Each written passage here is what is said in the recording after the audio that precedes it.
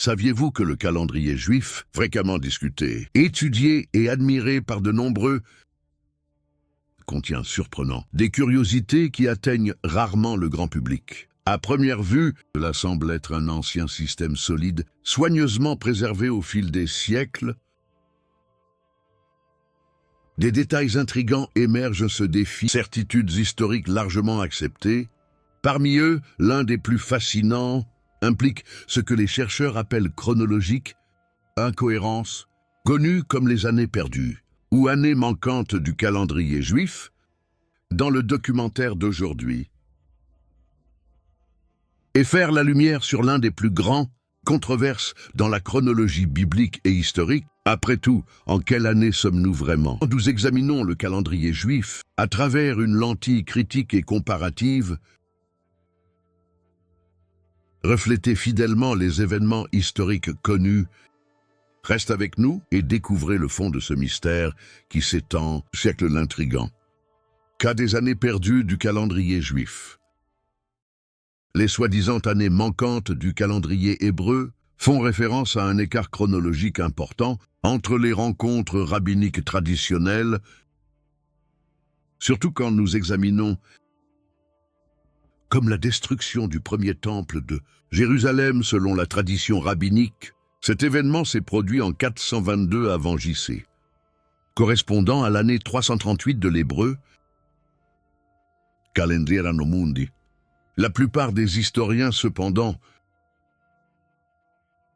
et données astronomiques placent la destruction du premier temple, 7 avant J.C., révélant une différence substantielle entre les deux systèmes de chronométrage. Plus largement, cette divergence expose un conflit profond entre les chronologies historiques, largement acceptées dans les cercles académiques, et la chronologie présentée par le Seder Olam Rabbah, un texte rabbinique compilé autour du IIe siècle à Dei, qui offre un récit alternatif de l'histoire juive. L'un des exemples les plus frappants de cet écart apparaît pendant la période persane, quand l'Empire achéménide dirigeait la région d'Israël, alors que la chronologie conventionnelle indique que le persan, la domination a duré.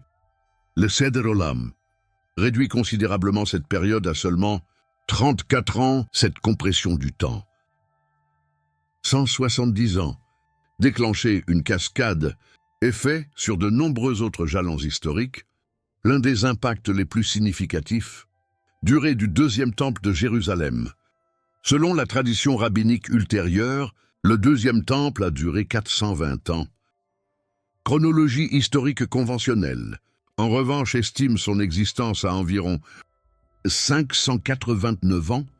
Cette différence influence non seulement les débats académiques, façonne la façon dont les événements bibliques sont compris, contexte culturel et théologique, chronologie académique est largement soutenue par un solide corpus de données historiques, archéologiques. Ceci inclut le persan, dossiers babyloniens et grecs, ainsi que les documents administratifs et tableaux chronologiques conservés sur des tablettes d'argile. L'un des piliers les plus solides de cette approche est l'utilisation de comme des enregistrements précis des éclipses lunaires et solaires. Aux dates absolues, ces phénomènes célestes fonctionnent comme de véritables marqueurs temporels, témoignages de l'histoire ancienne. Interprétation. En revanche, le Seder Olam Rabbah présente une proposition différente. En condensant certaines périodes historiques, surtout ceux impliquant une domination étrangère sur Israël, semble viser non seulement à enregistrer des faits, mais à organiser le passé dans un cadre théologique. De nombreux chercheurs comprennent ce choix. Histoire avec le récit religieux juif, renforcer le spirituel et l'identité culturelle du peuple juif. Cet effort devient encore plus significatif. L'homme a été compilé, une période marquée par la dispersion, la persécution et le besoin. Préserver la cohésion nationale et religieuse face à la perte de souveraineté politique. Malgré ces différences méthodologiques, il est important de noter qu'il y a des variations mineures entre les chercheurs. En général, pour certaines dates spécifiques, même s'il y a des historiques, des jalons largement acceptés, comme le siège de Jérusalem en 587 av. Les chroniques babyloniennes et les textes bibliques convenaient que Nabuchodonosor, le second, a capturé Jérusalem pendant cette période, publié par Donald Wiseman en 1956, déclarant que la première capture a eu lieu le correspondant au 16 mars 597 avant J.C. Fait intéressant, avant même la publication de ces chroniques, le savant Edwin R. Tyler était déjà parvenu à une conclusion similaire. Placer la prise initiale de Jérusalem au printemps de 597 avant J.C., autres universitaires, Albright a proposé des dates légèrement différentes, pointant souvent vers 598 avant J.C. Malgré ces variations mineures, le consensus général demeure le siège et la prise de Jérusalem par Nabuchodonosor.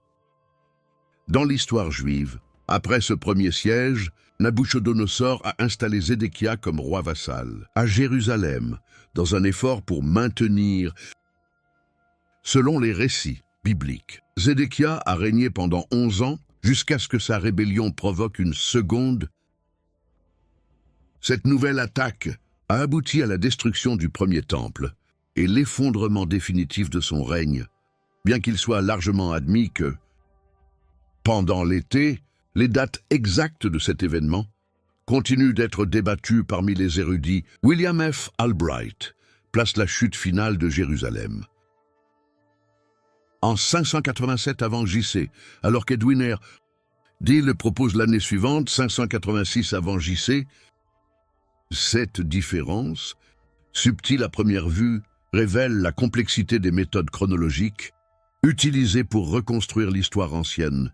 La proposition de Thiele est basée sur le soi-disant un système largement utilisé pour la plupart des. Dans ce modèle, l'année où un roi monte sur le trône n'est pas comptée comme sa première année de règne complète. Connue sous le nom d'année d'adhésion, appliquer cette méthode à Zédéchia, sa première année complète, se serait produit entre 597 et 596 avant J.C. Suite à son intronisation par les Babyloniens, le décompte se poursuit. L'année marquée par le siège final et la chute de Jérusalem. Donc la fin de son règne est placée entre 587 et 586 avant J.C., considérant qu'à Juda, année royale, à l'automne, et le premier temple, l'été de 586 av. La force de cette reconstruction chronologique est renforcée par les archives historiques babyloniennes qui fournissent une séquence détaillée des militaires ainsi que des données astronomiques précises. Ces éléments fonctionnent comme des points fixes dans le temps, permettre aux historiens d'aligner les récits bibliques avec des événements historiquement vérifiables, tout ça. Mais aussi l'immense complexité qui a eu lieu il y a plus de 2 millénaires. Quand nous tournons, nous rencontrons une approche différente. Plusieurs textes rabbiniques affirment que le deuxième temple a duré 420 ans. Un calcul basé principalement sur le Seder Olam Rabbah, un ouvrage central de la chronologie juive classique. La destruction du deuxième temple, 68c, vers 352b. C'est pour maintenir cette datation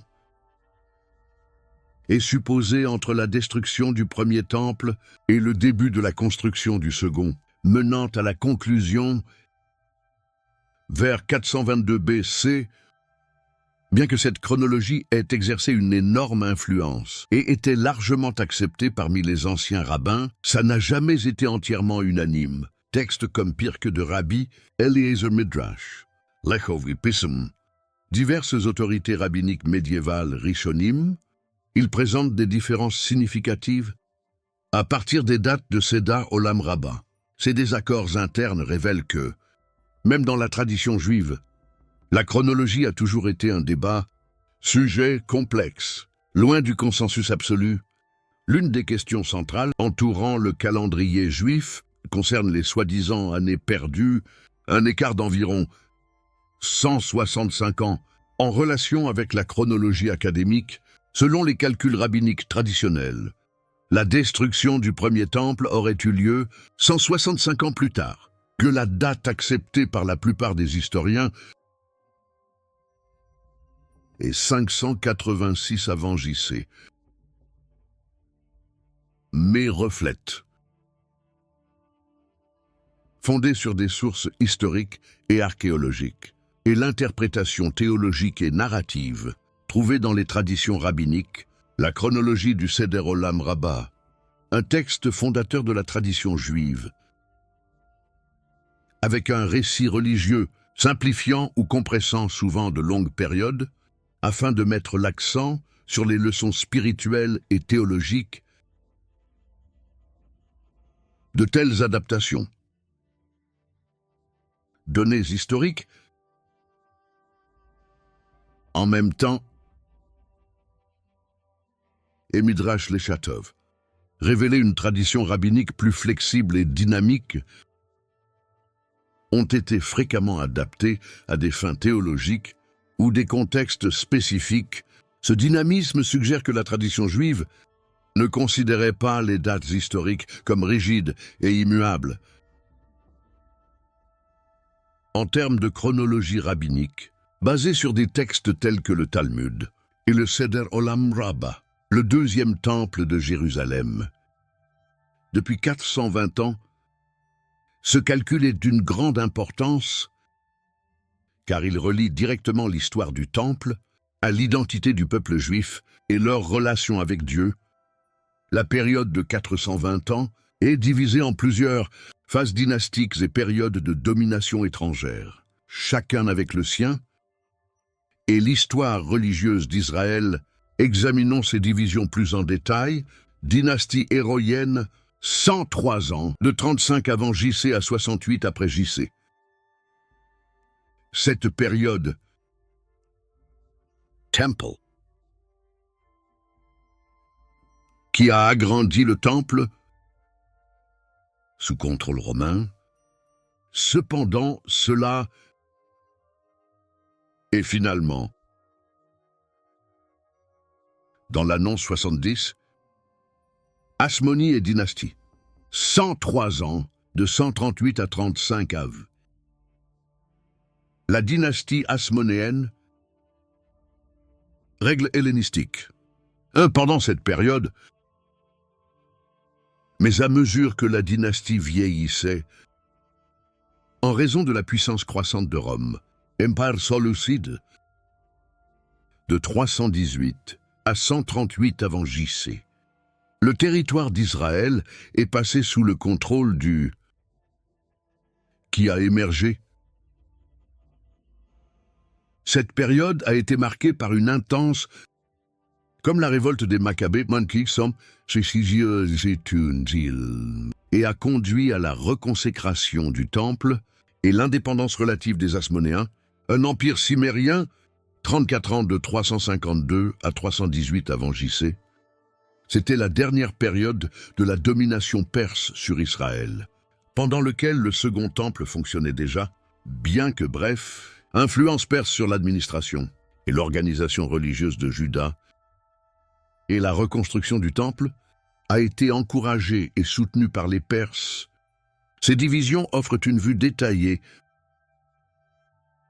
associée au deuxième temple, fournir non seulement une chronologie et les puissances étrangères, bien que la complexité et la nuance de l'histoire juive ancienne restent un terrain fertile pour le débat et l'enquête, surtout lorsque vous tentez de vous réconcilier avec des découvertes historiques et archéologiques en ignorant les années début de la construction du deuxième temple. La chronologie rabbinique établit 318 avant JC. comme la date de la conquête perse par les Grecs, indiquant que R. Séleucide officiellement inauguré en 312/311 avait peu. Ce choix chronologique, cependant, est en contraste direct avec le largement accepté, qui place entre 334, basé sur le grec et le babylonien, épreuve archéologique cohérente, cet écart initial révèle déjà comment les deux systèmes fonctionnent à partir de, lors de l'organisation de l'historique, la construction de la seconde, dans un cadre symbolique et théologique, suite à la destruction du premier temple, basé sur les deuxièmes chroniques 36, que le second.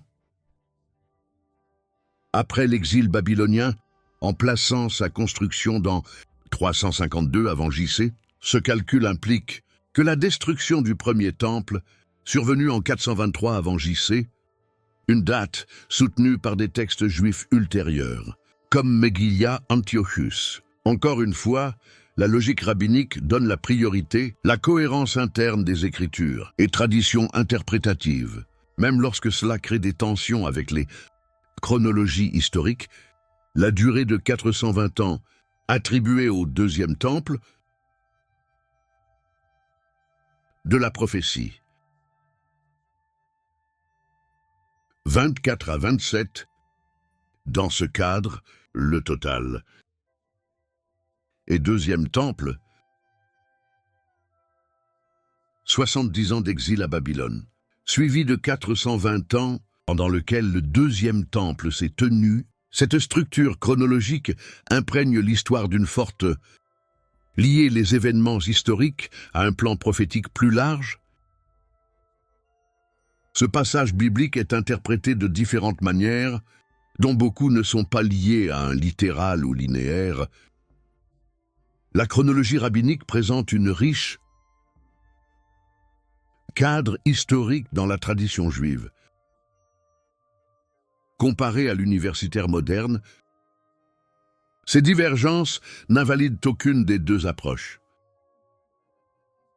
De l'héritage historique de la deuxième période du Temple, et quand nous examinons attentivement tout, prise en compte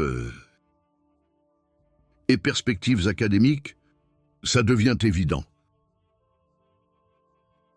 Dans le calendrier juif actuel qui, 5786 ans, lorsque nous examinons cette question de plus près, dit en fait, dans le système chronologique juif traditionnel, beaucoup de gens, aussi parfaits, précis et sans erreur, sont complètement années perdues. Cela représente 165 ans, un détail qui va souvent plonger profondément dans la chronologie. Parmi les érudits qui construisent une chronologie à partir d'Adam, il est courant d'affirmer, depuis la création, ce calcul, les généalogies et le calendrier Anno Mundi.